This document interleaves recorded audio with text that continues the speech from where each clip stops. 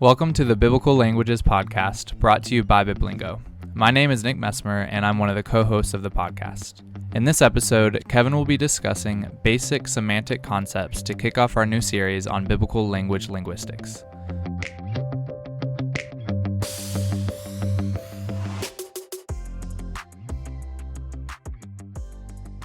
Before we dive into this episode, I just wanted to share a few quick things. This series is going to be a bit more intensive than a lot of our other episodes. Think of it more like a linguistics course.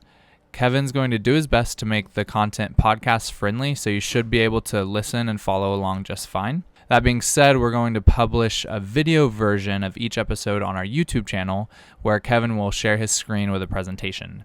In addition to that, we're going to publish a blog post for each episode summarizing what Kevin covers. Like I said, you should be able to follow along just fine with the audio-only version, but these other resources will be good to refer back to. And with that, let's dive into the episode. This is the first episode in a series of talks on syntax and semantics and how they can help us understand the biblical languages. So I wanted to do this because the linguistics literature is very complex. There's a lot to it, but I think it has a lot to offer us in terms of how we understand language, and that ultimately can help us better understand a particular language like Greek or Hebrew and a particular text like the Bible. So the idea here is that we will go over some basic semantic concepts and look at how that helps us understand language in general. So there are many different ways to do semantics and different schools of thought on how to analyze a meaning. The longest tradition of doing semantics comes actually from philosophy and mathematics. An important early modern mathematician in this tradition is Frege, Gottlob Frege, who applied mathematical principles to language in a new way in the late 1800s and early 1900s. So many discussions in formal semantics begin there.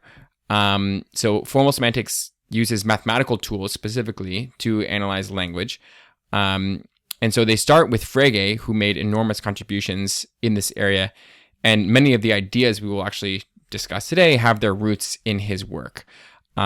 Just to clarify at the outset, pretty much everything that we will discuss is simplified. We're not going to spend a ton of time, and you could easily spend, an entire semester long class on many of these concepts.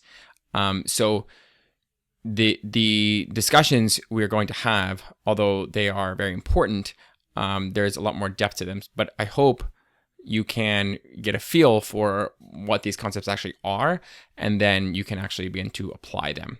So to begin with, we're going to look at just what it is to do semantics. So semantics, the way we're talking about it, is a task, right?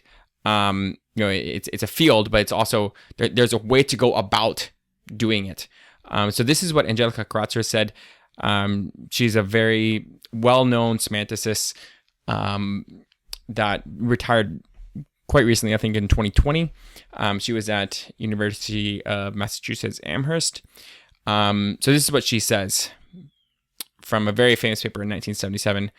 It is the task of semantics to describe all those features of the meaning of utterances of linguistic expressions which stay invariable in whatever context these expressions may be used. This invariable element we may call the meaning proper of a linguistic expression. So let's just walk through this a little bit more slowly. So she says, it is the task of semantics to describe all those features of the meaning of utterances. So what we're dealing with here in semantics is utterances, right? And meaning. And particularly the features of those meanings, right? And so what we're trying to do is we're trying to figure out what features these meanings have and how we can, therefore, if we know the feature, right, we can represent it somehow, right, and communicate that to someone else. We can say this means this, right, X, for example. And so the idea is that we want to look for the features that stay invariable in whatever context these expressions are used. So in other words, if you have a linguistic expression, let's just say, our example sentence will be, the bear escaped from the zoo. Okay. So if we're going to look for the meaning of the past tense, right? Escaped is in past tense. Then what we need to do is we need to figure out what that morpheme, right? A morpheme is just a meaningful linguistic unit. Okay. It doesn't have to be a whole word. In this case, it's just ed, the suffix. So the idea is that we have to figure out what that morpheme means in all the contexts in which it is used, right? Or in other words, the invariable element in each of those contexts, right? So we can look at a sentence like this: the bear escaped from the zoo, and we can say, oh, okay, maybe the past tense morpheme tells us that the event happened, prior to the moment of speaking. Okay. So we can say that as a, first analysis of that morpheme, right? But that tells us how it's interpreted in this context. We need really to know what its contribution is in any context, right? That's the point. That's what we're doing in semantics. And she calls this the, this invariable element, the meaning proper of a linguistic expression. Okay. So this is what we're doing. We're trying to parse out, right? In semantics, we're trying to parse out the meaningful elements that are contributed by these morphemes and not the context, right? And ultimately that will help us to figure out what a particular use of that morpheme means in a particular context, right? And that's really what we're after. And so we'll see how that's relevant as we go along. Okay, so this is what we're going to do. We're going to look at 6 core concepts. So these are really foundational to the program of doing semantics, right? If we're trying to figure out which meaningful elements are contributed by the morpheme, right, are invariable, and which meaningful elements are not contributed by the morpheme, these 6 core concepts are essential to know in order to fulfill that task. Okay, so the 6 core concepts are functional versus lexical morphemes. That's number 1. 2, compositionality. 3, entailment versus implicature. 4, meaning versus use. 5, sense versus reference. And 6, truth conditions. And these are related, and I actually put them in this order for a reason. So we're going to see that they kind of build on each other. So we're going to start with functional versus lexical morphemes. So remember, a morpheme is just a meaningful linguistic unit, okay? So a functional morpheme is a meaningful grammatical element that usually has a logical meaning. And a lexical morpheme is a meaningful lexical element that usually has an abstract meaning with at least some elements that cannot be logically represented. Okay, so let's go back over these definitions really quickly. A functional morpheme, right, is a meaningful grammatical element. So I use that word on purpose. So usually people put functional morphemes as part of the grammar of a language. And lexical morphemes are meaningful lexical elements, which means that they are part of the lexicon of a language. Okay, so we're going to carry this example. We're going to look at it throughout. The bear escaped from the zoo. So just in this sentence, right, we have some functional morphemes and other lexical morphemes. So for example, the is a functional morpheme. Those of you that are listening can't see this, but those of you that are watching, you can see I have italicized all the functional morphemes and I have underlined all the lexical morphemes. Okay, so the is a functional morpheme. It's in italics. Bear, escape are both lexical morphemes. Okay, the ed suffix on escape is a functional morpheme, and from the are functional morphemes, and zoo is a lexical morpheme. Okay, so that's just how we would break up this sentence. Prepositions are a debated category that we don't really need to worry about, but I've listed it here as functional morphemes.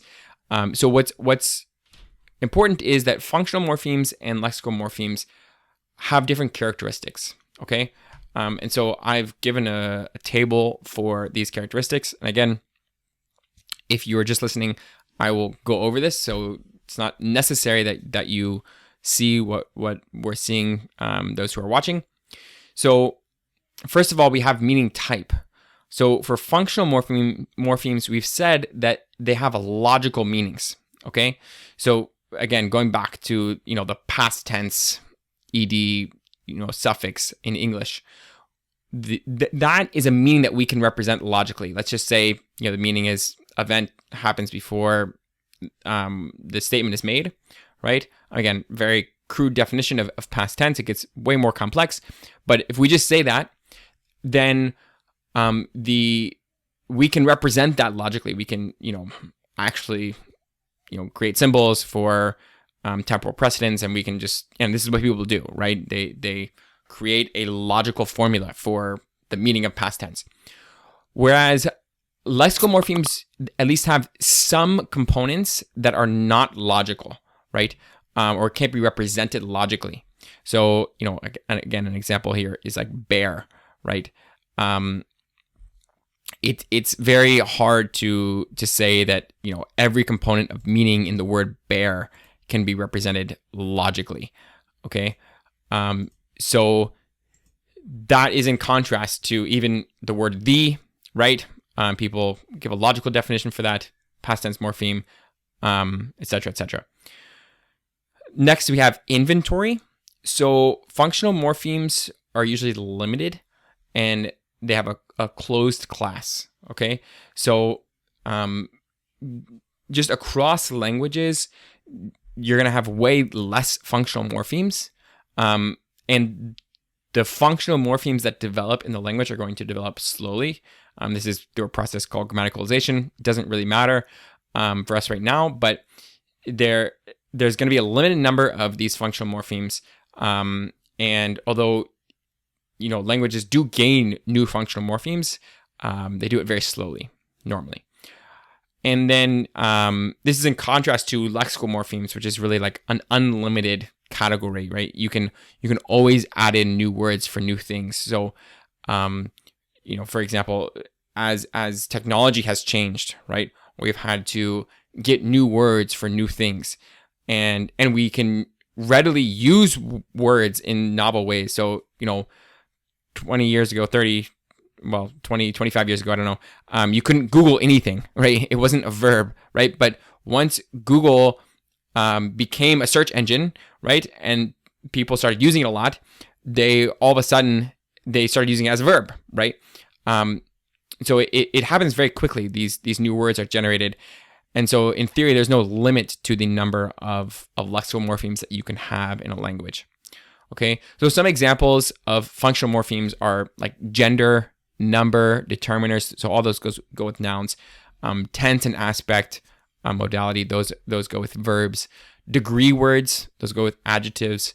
WH elements like who, what, where, when, why, negation, etc., etc. Okay, so those are examples of functional morphemes. A lot of them, will attach to a word, or they'll serve just some logical element in the sentence.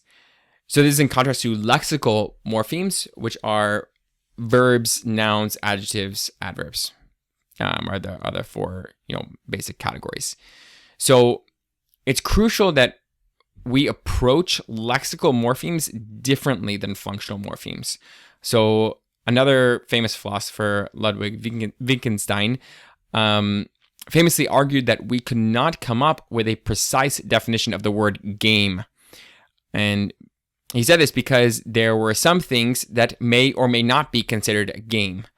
And so lexical morphemes are notorious for having these kinds of meanings. They have fuzzy boundaries, or they might have fuzzy boundaries. At least some do. But functional morphemes are different. So the tools we use to analyze a morpheme like the ed past tense suffix, right, that we've been talking about, are different than those we would use to analyze a word like escape. So the past tense suffix, like we've said, we can define simply as a temporal relationship between two intervals. But a word like escape is very difficult to come up with a meaning for that. And even if we can have a meaning for escape, it's usually just one component of its meaning. So we can say, for example, escape means that you move from one location to another, right? Which is true of escape.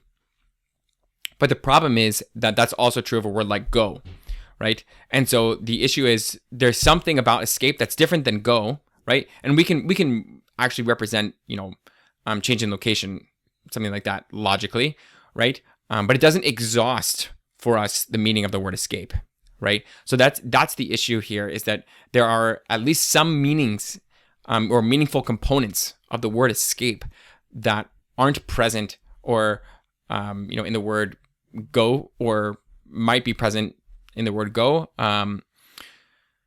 So the problem is that we can't represent the full meaning of escape logically. And so that means we have to do lexical semantics, right? We have to analyze the lexicon of a word like, in a word like escape, differently than formal semantics. Formal semantics is generally concerned with these logical meanings, whereas lexical semantics, it deals more with meanings of the lexicon, which are, like I said, not necessarily logical. Okay, and this is in some ways the divide between cognitive versus generative linguistics, in terms of where the focus is in those respective fields for those who do semantics, right? So some people in generative linguistics don't really do semantics, they do syntax. And people today are recognizing that you can't really do syntax without semantics. But in general, cognitive linguistics has focused much more on lexical semantics, and the semanticists within generative linguistics have focused more on formal semantics. Again, there's been crossover both ways, but in general, that's been the case. There's still a lot of great work done within generative linguistics being applied to lexical semantics. It's actually a lot of work. I don't know as much about the carryover from cognitive to formal semantics or to analyzing functional morphemes. Okay, so this is the basic category or first basic concept of functional versus lexical morphemes. So next we have compositionality. So this is an interesting one. We'll start out with this quote here, then I'll talk about how it's related specifically to biblical studies. So this is from Sabo 2020. Anything that deserves to be called a language must contain meaningful expressions built up from other meaningful expressions. How are their complexity and meaning related? The traditional view is that the relationship is fairly tight. The meaning of a complex expression is fully determined by its structure and the meaning of its constituents. Once we fix what the parts mean and how they are put together, we have no more leeway regarding the meaning of the whole. This is the principle of compositionality, a fundamental presupposition of most contemporary work in semantics. So, what's interesting about this, right? The last sentence, a fundamental principle in most contemporary work in semantics. This is something that I almost never see within discussions of semantics in biblical studies.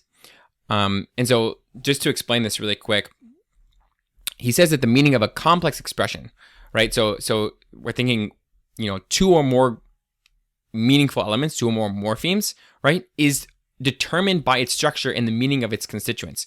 So if I have a complex expression like the bear escaped from the zoo, right, I know the meaning of that whole sentence based on the meaning of each individual component and how those components are pieced together. Okay, that's the idea. And what's interesting is that really this is a point that is kind of indisputable. You have to have some sort of compositionality in order to make language work. Okay? The reason being, if you have a sentence, so okay, again, the bear escaped from the zoo, right? I know what that means because I know what the word bear means. If I didn't know what the word bear meant, right, at least in part, then I wouldn't be able to know what the full sentence meant.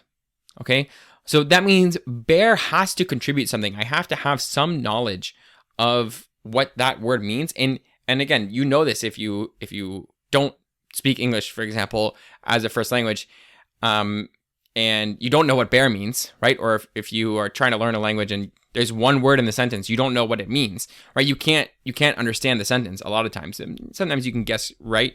But if it's a crucial word, you just might not know what they're saying, right? So the idea is that because you're missing that piece, you don't understand the whole utterance, right? Which just means that in order to understand the whole utterance, you need to know all the pieces. And so for whatever reason, this has gotten a lot of pushback in biblical studies in the kind of forums that I have presented this in. I think because people like to view language as context dependent and words as context dependent, which to some extent is true, right? But that doesn't mean that words have no contribution, right? And that's the important point to remember. If you get rid of all contributions of a word, then you just end up with all kinds of philosophical problems for how meaning arises in the first place, because it ends up being circular.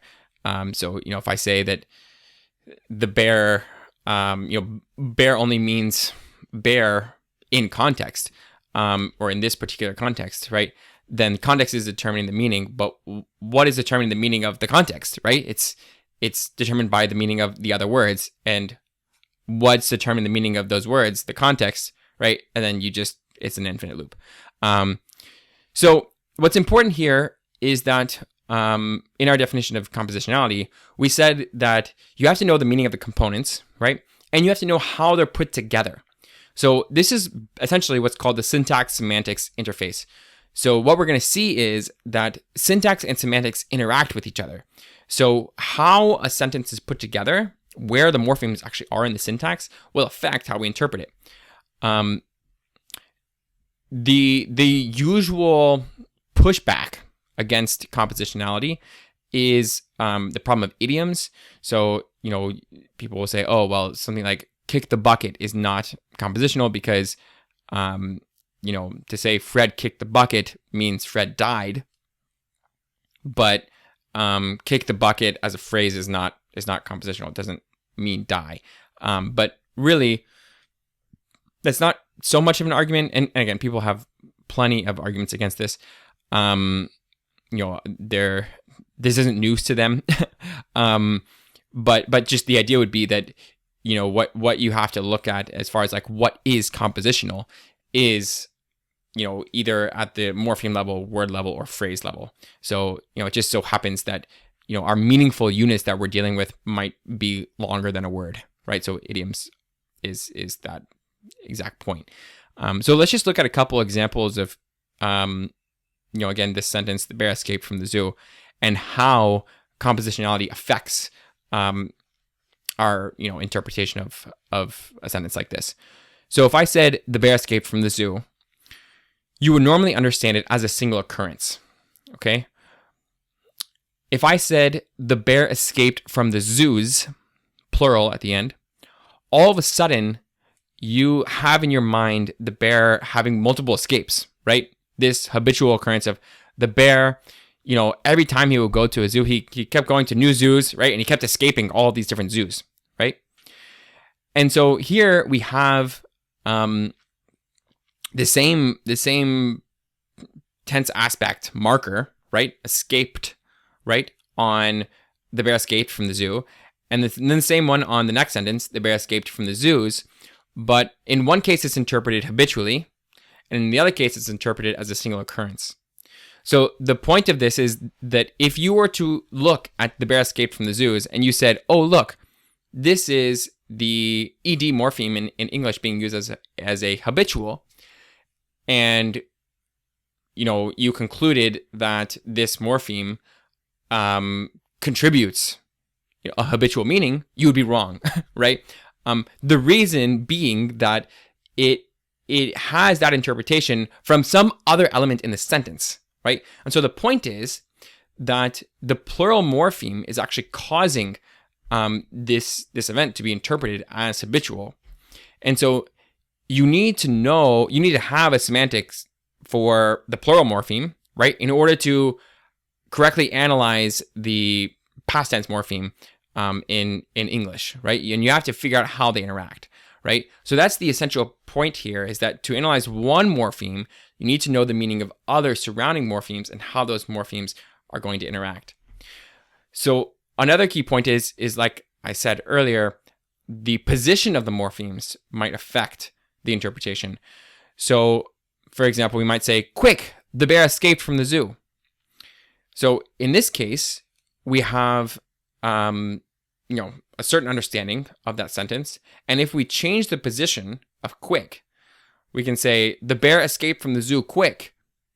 The meaning is completely different, right?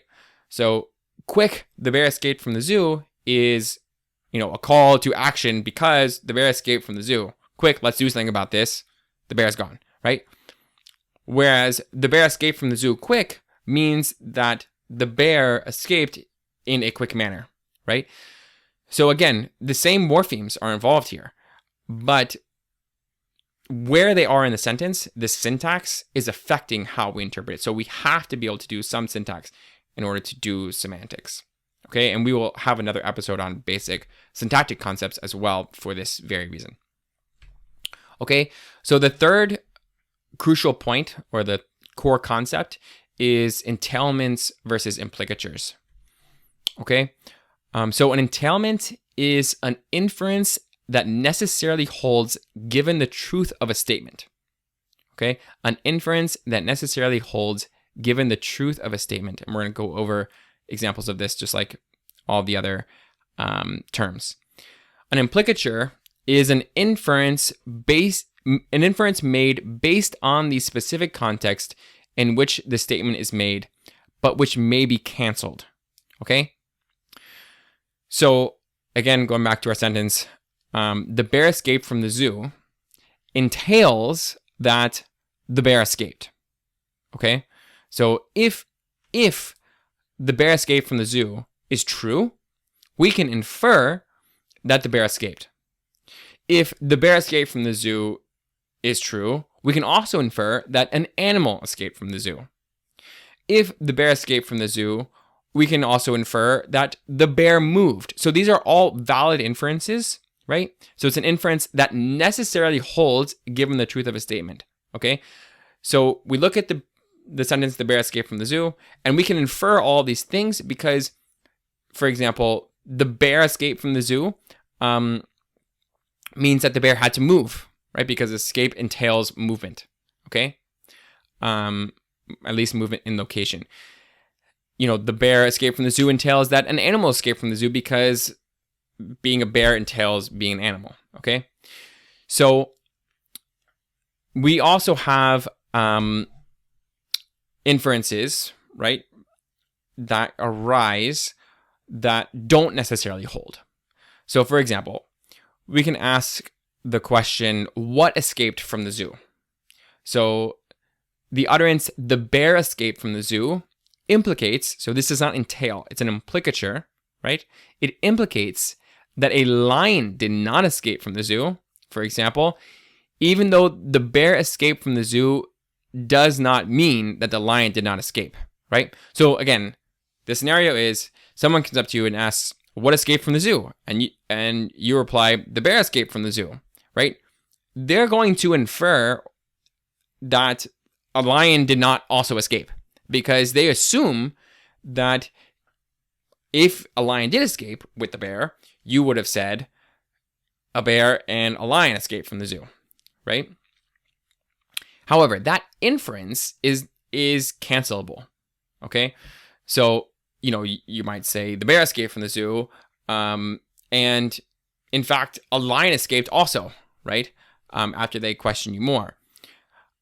So the idea is that implicatures are normally context dependent, at least conversational implicatures. There's different kinds of implicatures. Again, this gets much more complex, but this is an important distinction, right, that is made between entailment and implicature. And the idea is that implicatures can be canceled, but entailments are not. And this is traditionally really the divide between semantics and pragmatics. So both semantics and pragmatics deal with meaning. Semantics deals with entailments, what's called truth conditional meaning, which we will discuss later on. And pragmatics deals with meanings that are not truth conditional, or meanings that aren't entailed, meanings that are implicated. Those kinds of meanings that are more context dependent. Okay, so that is a basic distinction that you will see in the literature on semantics and pragmatics. And again, it's been challenged. There's a lot more to it, but that's a good starting point. So our fourth core concept is meaning versus use. So meaning is the specific contribution of a morpheme to the interpretation of any utterance, okay? So this is the invariable element that Kratzer was talking about, right? It's a morpheme's contribution to the interpretation of an utterance, right? So these are, its entailments, right? Use is the interpretation of a morpheme in a specific context. In other words, its entailments plus its potential implicatures, okay? So again, back to our example. The bear escaped from the zoo. So the word escape entails something moved locations, okay? So you can't use the word escape without, something having moved, right? So in our sentence then, the bear must be in a different location if this sentence is true, okay? So this is based on the meaning of the word escape. If you look at some uses of escape, sometimes there is this inference of moving quickly away from a location, right? But this doesn't always have to hold. So it's not that this inference is invalid, right? It is a true inference that sometimes does indeed hold with that word. It's just that it doesn't necessarily hold, okay? So the trick then is to figure out when it holds, what kinds of contexts trigger that inference, and what kinds of contexts don't trigger that inference, okay? So, for example, if we have a sentence like, the bear was too fast for the zookeepers, he escaped from the zoo, okay? Then we know the way we interpret escape, right, is that he moved quickly, okay? Whereas if we have a sentence like, the bear's cage was not shut properly, even though he was an old bear and he moved slowly, he escaped from the zoo, okay?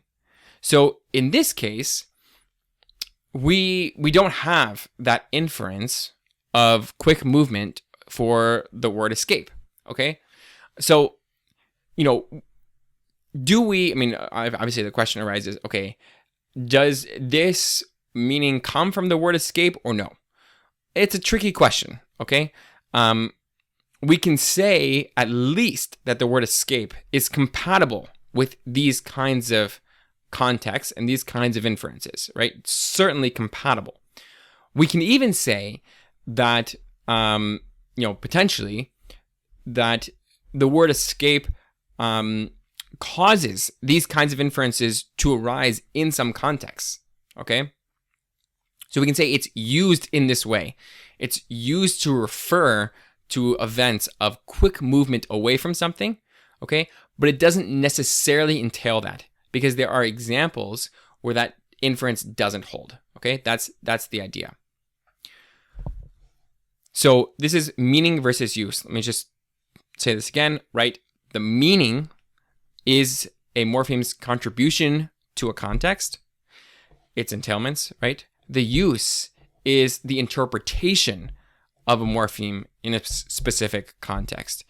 Again, we can go back to the past tense morpheme, right? It can be interpreted as a habitual, but it doesn't contribute habituality. Okay.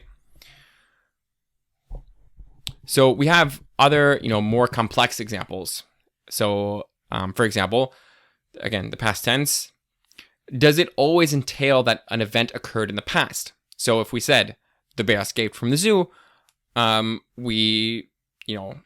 normal way to interpret that is there was an event that happened in the past, before the moment of speaking, and it was an event of a bear escaping from the zoo. Okay? But in another context, this past tense morpheme doesn't seem to mean that. So if we said, if the bear escaped from the zoo, we would have heard reports about it. Okay? So if we add the word if, all of a sudden, the meaning changes, right? If the bear escaped from the zoo, we would have heard reports about it, meaning the bear didn't escape from the zoo, right? It's counterfactual. So this is well known in English that the past tense morpheme does this, and it actually does this in many languages. It's used for counterfactuals. So our question here then, we have this use of the past tense as a counterfactual. We have it across languages. So our options are basically two, right? We can change the meaning of past tense, right? We can say, okay, the contribution of past tense is not only that, an event occurred before the time of utterance, right? It has to be something different than that because it can account for these kinds of examples. Or we can say that there are two different meanings for the ed morpheme, this past tense morpheme, right? That happen to sound, the same. This is really not a good option in this case because, like I said, we do find this across languages. So there's probably something about this past tense morpheme, and there's actually been analyses, for why this is the case. So this is the idea would be that there's something about the past tense morpheme that allows it to be used in these kinds of contexts. Okay. So we can come up with, some sort of story about how when you embed the past tense in a conditional, this creates a different interpretation, a counterfactual interpretation, by adjusting our meaning of past tense. So, or like I said, the other option is just to say, oh, there's just two meanings, right? But this is how you do this in real life, right? You take a use, right? And you say, okay, if this is a use of this morpheme, how does my meaning of the past tense account for this use? Okay, that's the idea. Okay, so next we have sense versus reference. So this is our fifth core semantic concept. Sense versus reference. So the sense is the thought expressed by the word, which does not depend on the context. Or in other words, it's the means by which a word refers to something in the world. Okay? Reference, on the other hand, is what the speaker intends to refer to or pick out through the use of that expression. Reference will be partly determined by contextual factors, and this is from Introduction to Pragmatics, Berner's textbook. Okay, so Frege's example of this actually is also very interesting. So he was discussing the morning and evening star. If you know what the morning and evening star is, they're both Venus. So they, it's the same object, right? And it refers to the same thing, right? That's the essential point, is that the reference in both cases is the exact same, because Venus comes up in the morning, right? Venus comes up in the evening. And so that's why people have called it the morning evening star, right? Or people have called it the morning star and the evening star. Didn't always know it was the same thing. Didn't know it wasn't a star at all, right? But those expressions, right, were referring to the same exact object in the sky, but they were referring in a different way, right? The morning star, calling it the morning star, it's a different description of calling it the evening star, right? That's the point. So the idea here, right, is that words may have different senses, but refer to the same entity or event. And the sense is how this event or entity is being referred to. How, right? That's the key here, is the means by which we're referring to something. Okay, so for example, the bear escaped from the zoo, right? Utterance, we know what that means. Okay, I can also say the bear ran away from the zoo, and that can refer to the exact same event as the bear escaped from the zoo, right? But the meaning is not identical. Okay, because the sense, of run away is slightly different than escape, right? I can also say the large black furry carnivorous animal escaped from the zoo, okay? Again, I can be referring to the same animal, right? A bear. I can call the bear a large black furry carnivorous animal, or I can just say bear. In either case, I might be referring to the same entity in the world, right? But I am using different words to convey that message. I'm using different words to describe that entity. Okay, that's the idea. So sense is the thought used to describe something or to refer to something in the world, and reference is actually pointing to something, what we're pointing to. Okay, so if the sense is the thought expressed by the word, and it is the way in which something is pointed to in the real world, and the reference is what is actually picked out in the real world, we could potentially have sentences with words that don't have a reference. So, for example, we can say the unicorn escaped from the zoo, right? Where the unicorn doesn't have a thing that it's picking out in the real world. However, we still know what this sentence means, right? We know what the world would have to be like in order to say that this sentence is true, right? Which is its truth conditions, which is what we'll talk about in the next concept. But the idea here is that a word's meaning is more than just its reference, right?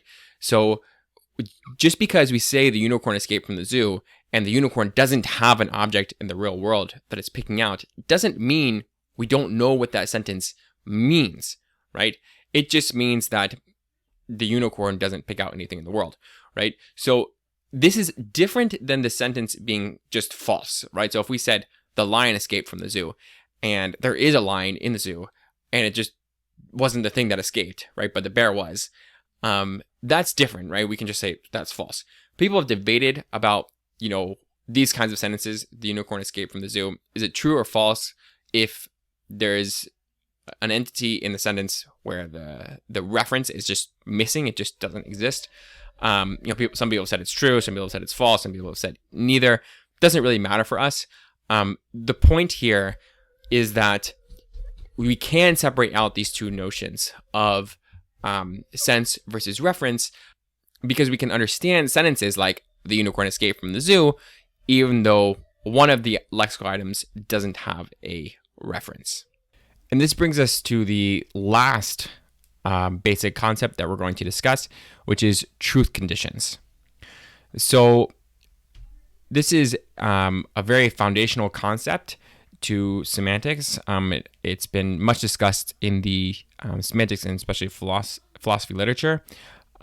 Here is what Hyman and Kreutzer say about, this is how they open their book, Semantics and Generative Grammar. This is what they say about truth conditions. They say, to know the meaning of a sentence is to know its truth conditions. If I say to you, there's a bag of potatoes in my pantry, you may not know whether what I said is true.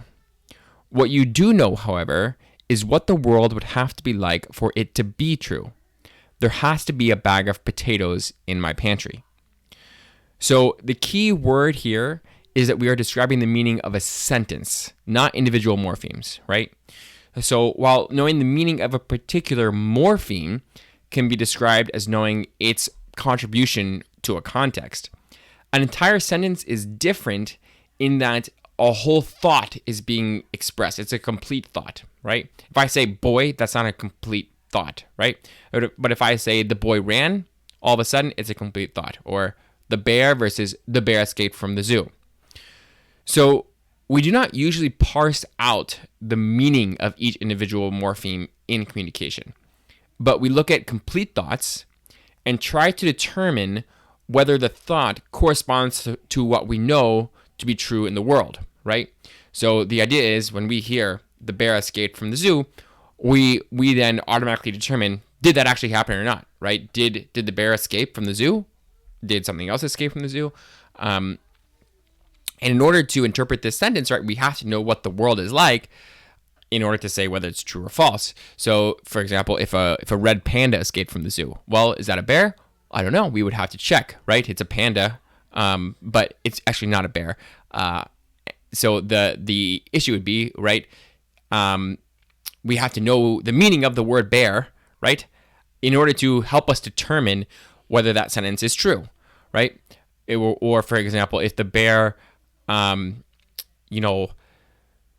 walked out of the zoo, but it was being led by, a trainer, right? Does that count as the bear escaping from the zoo? Probably not. But again, the point here would be we would have to know what the word escape means in order to determine whether that sentence is true or not, right? Whether that thought we are expressing is true. So this also allows us to understand novel sentences. In order to successfully communicate with someone, they have to understand what the world would have to be like in order to make your statement true.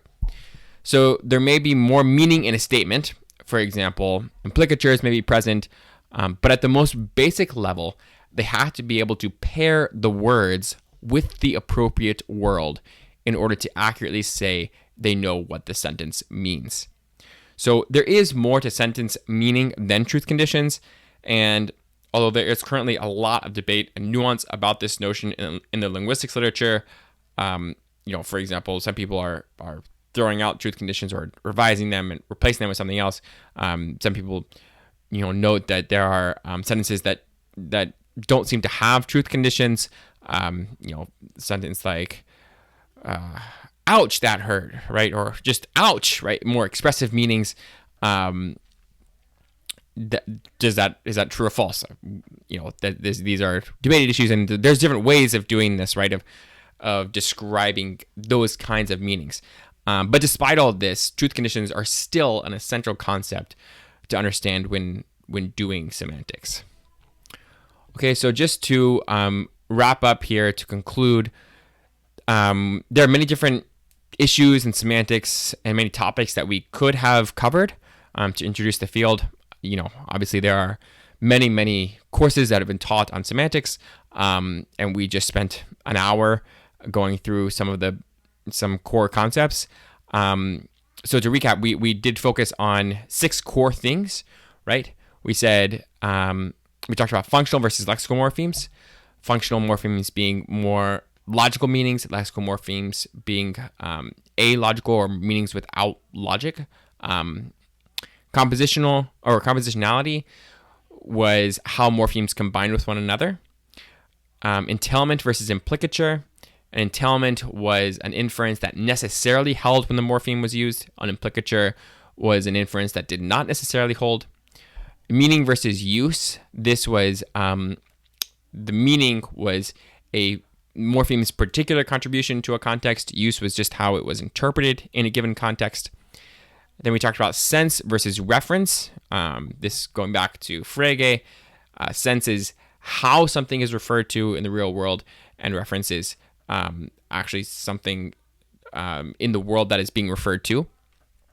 And finally, truth conditions are the meaning of a sentence, of a complete thought, right? Is what the world would have to be like in order for us to know whether it's true or not. Okay, so these were chosen, these concepts, not necessarily because they're the most discussed, but because they help us to do semantics. And this goes back to what we talked about in the beginning of the episode, right, with the quote from Angelica Kratzer, who said that in order to do semantics, we attempt to describe the invariable meaning of a morpheme. In other words, we try to give the morpheme's contribution to the context. Okay, so each concept we discussed helps us to accomplish this task. In order to determine a morpheme's meaningful contribution, we should first know what kind of meaning it encodes, whether a logical meaning in a functional morpheme or a more abstract meaning in a lexical item. We should also have a theory about how the morpheme interacts with other morphemes in the context, or how the morpheme combines compositionally with other morphemes. Next, we should look at the kinds of inferences that arise from the morpheme to determine whether they are entailed or just implicated by the morpheme. And this allows us to separate out a morpheme's uses, its particular interpretation in a given context, from its meaning, its entailed contribution to any context. So a morpheme's meaning or meanings, because sometimes there are multiple meanings to one morpheme, can be described as its sense or senses, since it is the way in which something is referred to in the real world. And finally, morphemes contribute to form sentences, and we can describe the meaning of a whole sentence as its truth conditions. We know the meaning of a sentence when we know what the world would have to be like in order to say the sentence is true. So with these concepts, we can begin to do semantics. In other words, we can take a morpheme and try to figure out what it means. That's all we have time for on this episode of the Biblical Languages Podcast. Thank you to all our listeners for joining us.